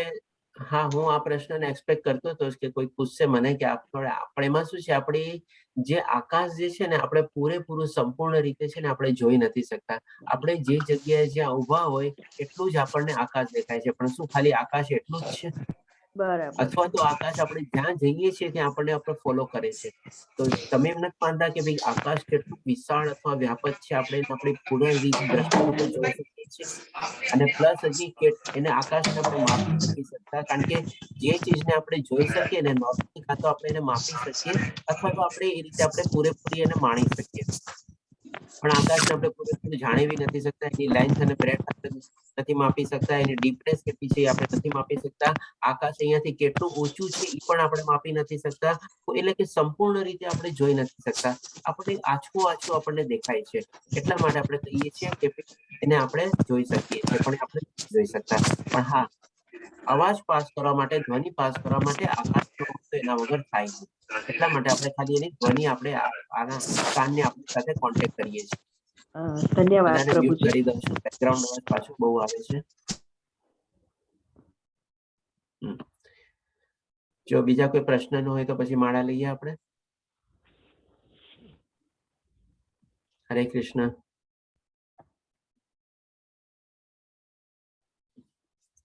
તો કોણ શરૂ કરશે માળા? સોહિની માતાજી, આપ શરૂ કરશો? હા પ્રભુજી, કર.